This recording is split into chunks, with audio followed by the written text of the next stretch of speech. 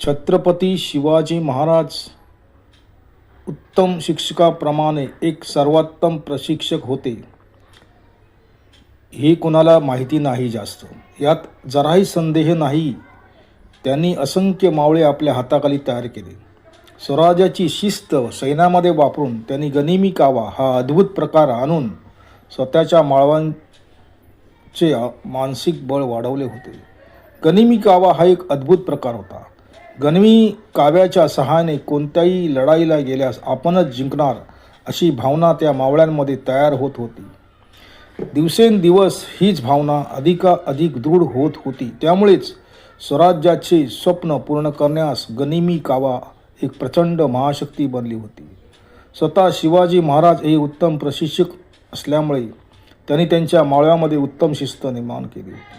ती शिस्त होती स्वराज्याची. स्वतःच्या मावळ्यांसाठी छत्रपती शिवाजी महाराजांनी स्वराज्याची जी शिस्त निर्माण केली ती सर्वांनाच लागू होती.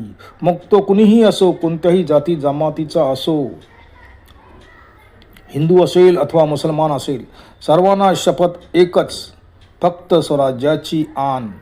छत्रपती शिवाजी महाराजांनी नुसता शब्द उच्चारला की आपण जे करतोय ते कशासाठी, तेव्हा त्यांचे मावळे त्यांना उत्तर देत होते, स्वराज्यासाठी, स्वराज्यासाठी, स्वराज्यासाठी. छत्रपती शिवाजी महाराज हे उत्तम शिक्षक होते. ते स्वराज्याच्या शाळेमध्ये सर्वांना हिंदवी राज्याचे धडे देत होते. त्यांचे मावळे स्वराज्याच्या वर्गात बसून त्यांचे धडे गिरवत स्वराज्याची प्रगती करत होते. स्वराज्याचं प्रगती पुस्तक उत्तम चाललं होतं.